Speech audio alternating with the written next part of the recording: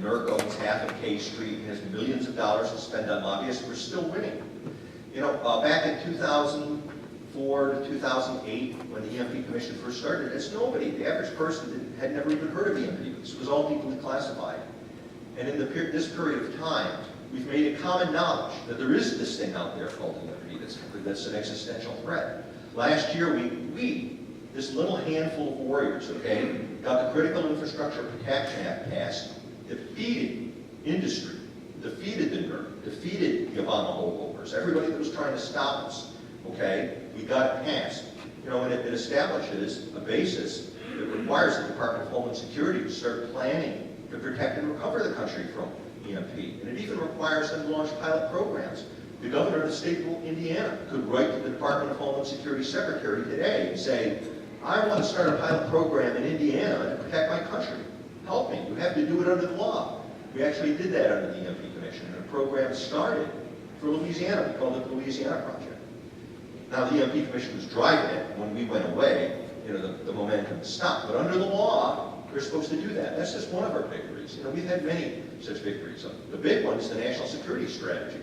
That should really, if we were working the way a constitutional republic is supposed to work, when a president of the United States, the commander-in-chief, includes EMP and protecting the political, the electric grid, and the national security strategy, president of the United States, the rest of the government is supposed to salute and say, yes, sir, tell us how high to jump and make it happen. Now, unfortunately, you know, we have these larger civilizational crises we're in, where we are challenged as whether we're really a constitutional republic or not, you know, because there's this deep state that doesn't want to do what the president has ordered them to do. Now, those are enormous victories. But we are, you know, we are winning. You know, the question is, are we winning fast enough in part? And also, to reinforce some of what Hank Cooper said, Ambassador Cooper. The further away you get from Washington, state governments, local governments, the further away you get from Washington, the more common sense and logic seems to prevail. You know, we've had actually more success in the states than we have working, you know, Maine has done some things, Virginia, the Dominion Power in Virginia has actually done a lot, you know, to protect the Virginia electric grid. There are points of light like Duke Energy and some other electric companies out of the 1,500. Most of them aren't doing anything, but some of them are, and are doing very significant things. American Electric Power is an excellent example. They were in Louisiana. They're one of the biggest American electric. And on their own, they're spending millions of dollars out of their own pocket, not being compensated by anybody, because they know it's the right thing to do. Now, unfortunately, that kind of patriotism is rare, you know, but there are some people, you know, some groups who are doing it. But it's something to give you hope, to give you cheer about. And in a way, here's the bright side about how Washington is broken. You know, the founders never intended government to be run from Washington. Most governance is supposed to come from the states, okay? You know, we've kind of become like the Roman Empire, where Washington's got so much power that it usurps everybody else's authority. So we're like the Roman Empire in another way, too. I mean, as a former historian and archaeologist, you know, one of the signs of the decline and fall of the Roman Empire was the rise of walled cities, where the cities had to protect themselves and take care of themselves and protect themselves from the barbarians, because Rome couldn't do it anymore. It was so broken and corrupt. And we're kind of at that phase, you know, when you have to go to the States, go to South Carolina and get Duke Energy, because Washington won't do it. The positive side of that thing, it's almost forcing us to go back to federalism with a small f, the way the founders conceived of it. It's an opportunity for the states. You know, if the states were to take on this existential threat and start protecting themselves on this issue, gee, what other issues that are vital to our society might the states decide to take leadership on? Because Washington isn't doing its job anymore. And so, in a strange way, you know, it could restore the balance to the way our society and governments are run, back to the way the founders originally intended. It could be a good thing and really turn us back into a constitutional republic, you know, where the states have a lot more of the sovereignty that they were supposed to. So those are the great things. The fact that people like you are here today on a rainy Saturday, you know, although there may not be many of you, you know, it doesn't take many people to make a difference and to change the country. You know, 2 of 3 Americans either didn't care about independence for Britain during the American Revolution or were against it. A third of Americans were Tories. Only a minority of Americans wanted independence, 1 in 3, you know. And most of them didn't come to meetings. You know, most of them, maybe 1% of them belonged to the Sons of Liberty. And a third of them sympathized, but they were too busy with their farms. But when the Sons of Liberty, you know, decided to challenge the British at Lexington and Concord, that other third rallied to them and were there. It doesn't take that many people to make a difference, to make a historic difference. And, you know, the fact that there are people here today, and there are going to be people watching this tape and all the rest, you know, that is a tremendously inspiring and hopeful thing.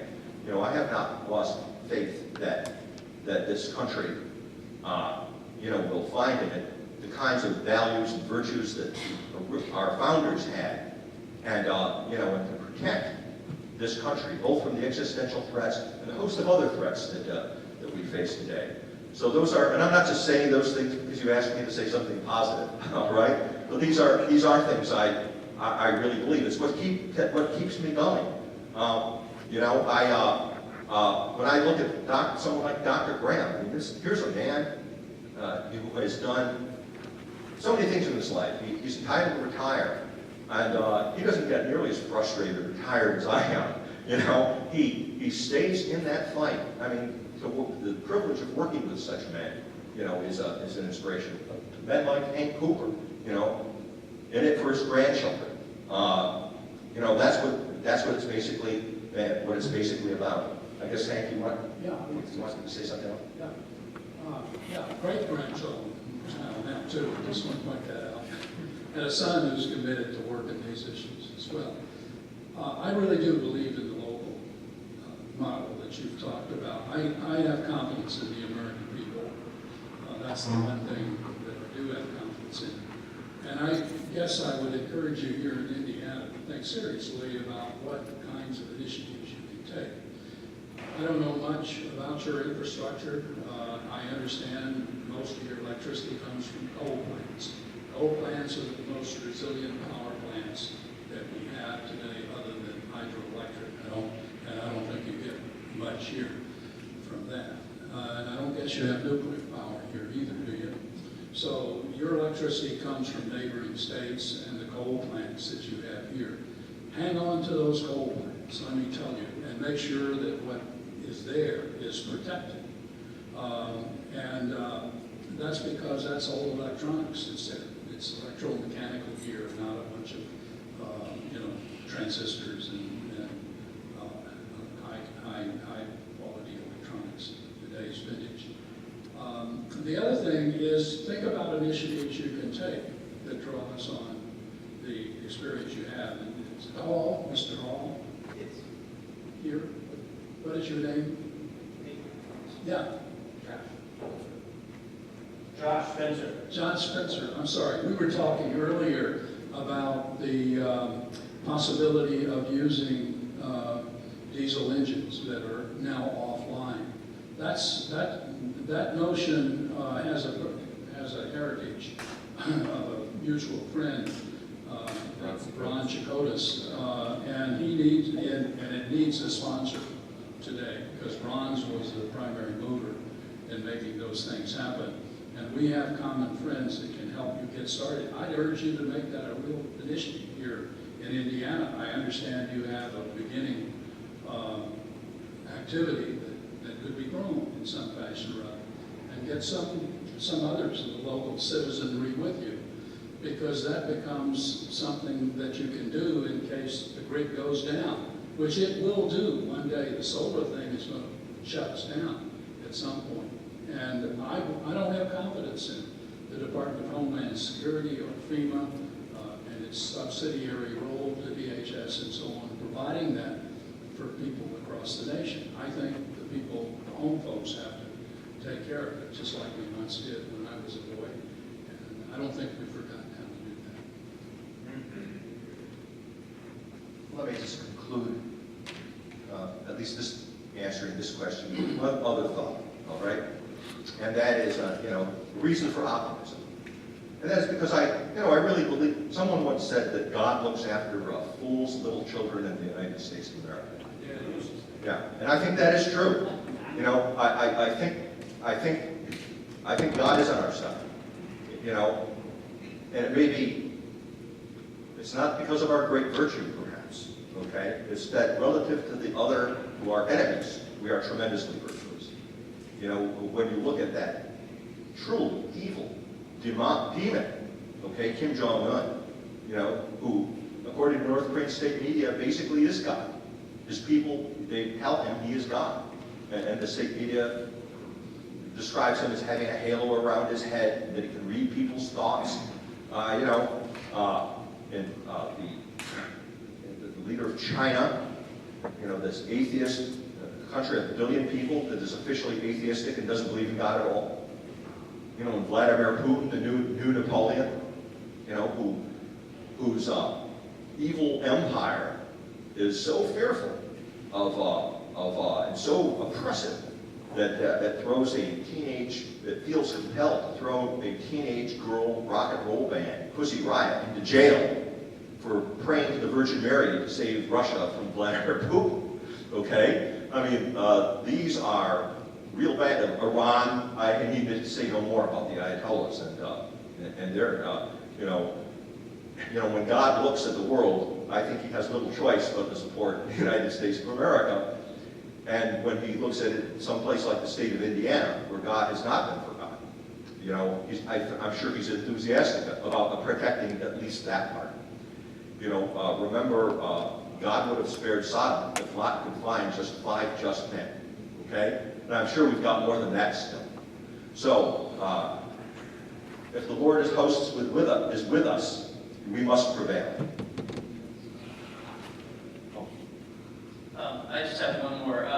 The idea that right now there's another enemy within, and honestly, that is the media and what is being spread about all over. They're glossing things over, they're not telling the truth. Sometimes it's outright lies, and there have been organizations in media that have been caught lying to the American people, such that a lot of American people are going to alternative media sources, and those alternative media sources are online. My question to you guys is, would you consider possibly going on to an online show if it could so be arranged by someone like Dennis Prager or Bill Whittle or any of these other conservative voices that are online in the alternative media? This mic's in front of me here. Online is now becoming the next battleground for free speech. Of course, you probably all saw Mark Zuckerberg up in front of Congress this past week testifying for a couple of days. What Facebook is doing, what Twitter is doing to shut down, close down conservative voices, conservative groups is very tough to counter. We're going to continuously have to look for alternatives. Show these people for what they are, expose them, but then find alternatives, because they are systematically shutting down free speech in this country, as they've already succeeded in doing in places like Europe, Western Europe anyway, let's say, where people go to jail or face prosecution, even when speaking truth. Truth is not a defense over there. They don't even have a First Amendment. We do, but it's under tremendous assault. Forget the media, for the most part, that they're not going to be on our side. Alternative media, online, and we're going to have to fight and defend for, every outlet, every medium that we could possibly use. Well, let me talk this way. I can talk here. We're getting to the point where we have some resolutions that we the people represented out here, and we've gone overtime. And so I'm going to